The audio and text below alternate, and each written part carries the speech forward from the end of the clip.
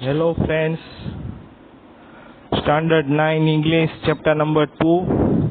Here a story of Evelyn Glennie जो सुन नहीं सकती थी और डीपली इंटरेस्टेड इन म्यूजिक और 11 साल की उम्र में उसकी माँ को पता चल गया था और उसने ये छिपाने की कोशिश की कि वो सुन नहीं सकती। तब टीचर ने उसको एडवाइस दी कि उसको किसी स्पेशलिस्ट के पास लेकर जाए। It was then discovered that her hearing severely impaired as a result of gradual nerve damage. उसका जो नर्वस सिस्टम था वो धीरे धीरे डैमेज होता जा रहा था। They were advised that she should be fitted with hearing aids और डॉक्टरों ने उसे ऐसी एडवाइस दी कि उसको सुनने का मशीन लगाया जाए and send to a school for the deaf और जो बहरे लोगों की स्पेशल स्कूल होती है वहां पे उसको भेजा जाए। Everything suddenly looked black says Evelyn. अचानक एवेलिन की जिंदगी में अंधेरा सा छा गया, सब कुछ काला हो गया। Now paragraph number 3। But Evelyn was not going to give up. परंतु एवेलिन छोड़ना नहीं चाहती थी। She was determined to lead a normal life. वो निर्धारित कर चुकी थी कि वो नॉर्मल लाइफ जिएगी and pursue her interest in music और ज्यादा से ज्यादा इंटरेस्ट वो म्यूजिक में ले रही थी। One day she noticed a girl playing a xylophone.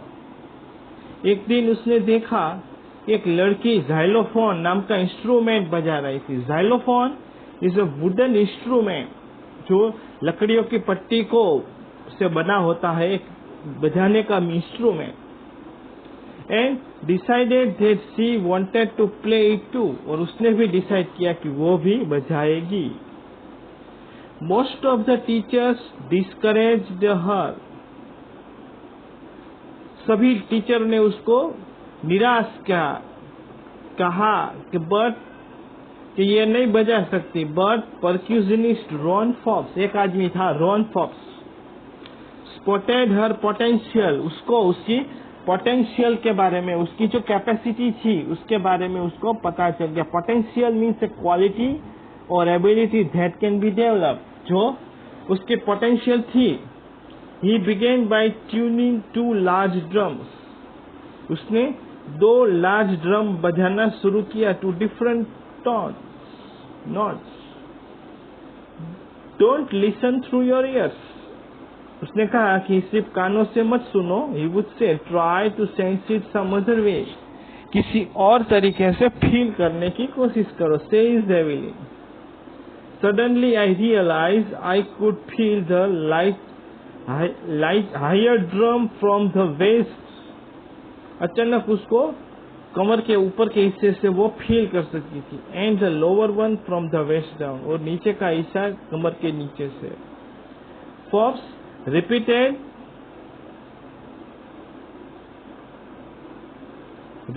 The exercise. उसने एक्सरसाइज को रिपीट किया and soon Evelyn discovered that she could send certain notes in her different parts of the body. उसने महसूस किया कि वो अपने बॉडी के डिफरेंट पार्ट्स में उसे महसूस कर सकती है। I had learn to open my mind and body to sounds and vibrations. The rest was sheer determination and hard work. फिर क्या था? उसका हार्डवर्क और फर्म डिटर्मिनेशन था। Now paragraph number 4। She never looked back from the point onwards. बाद में उसने कभी मुड़ के पीछे नहीं देखा। She toured the United Kingdom with youth orchestra. बाद में वो यूथ ऑर्केस्ट्रा के साथ यूनाइटेड किंगडम ऑर्केस्ट्रा में गई and by the time she was 16, तभी उसकी उम्र सिर्फ 16 साल की थी. She had decided to make music a life. उसने डिसाइड किया था कि अपनी लाइफ म्यूजिक में ही बनाएंगी. She audition for the royal academy of music. उसने रॉयल एकेडमी ऑफ म्यूजिक के लिए अपना ऑडिशन दिया. Audition means give a short performance that a director could decide whether she was good enough और not. One of the highest marks in the history of the academy. और इतना ही नहीं, highest marks achieve किया academy में. And she gradually move from orchestral work to solo performance. धीरे धीरे orchestra से अपने सोलो परफॉर्मेंस की तरफ उसने अपना ध्यान दिया. At the end of a 3-year course, 3 साल के बाद, she had captured most of the top award. उसने टॉप के बहुत बड़े अवार्ड्स हासिल किए. Now paragraph number 5. And for all this Evelyn won't accept any hint of heroic achievement. और इतना अवार्ड प्राप्त करने के बाद उसमें कभी भी ऐसा पराक्रमी सिद्धि दिखाने की ऐसी अचीवमेंट प्राउड ने फील किया था, प्राउड ही नहीं बन गई थी. और उसने सहज होके कहा था कि if you work hard and know where you are going, अगर आपको पता है कि आप कहाँ जा रहे हो, यू विल गेट देयर, तो आप अपने मंजिल को हासिल कर सकोगे. And she got there right to the top, the world's most song after multi-percussionist with a mastery of some 1000 instruments. इतना ही नहीं, 1000 इंस्ट्रूमेंट्स में भी अपनी मास्टरी हासिल की. एंड हेक्टिक इंटरनेशनल शेड्यूल, और अपने international schedule. Now paragraph number 6. It is intriguing to watch Evelyn function so effortless. उसके फंक्शन देखना बहुत ही अच्छा लगता था. Without hearing in our 2 hour discussion, हमारी 2 घंटे की intriguing means fascinated and curious.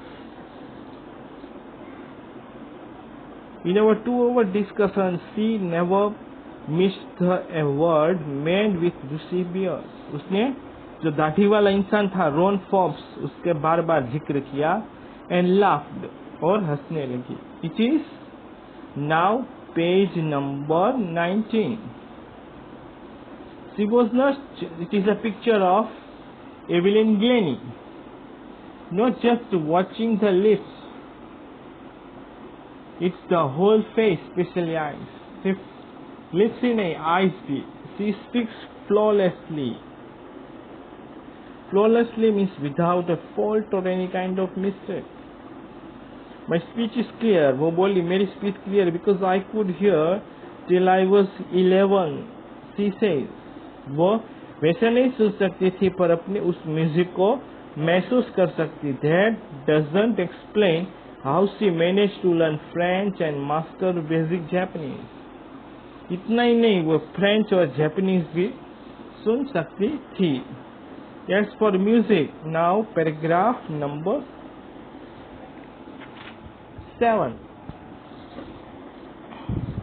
As for music, she explained, it pours in through every part of my body.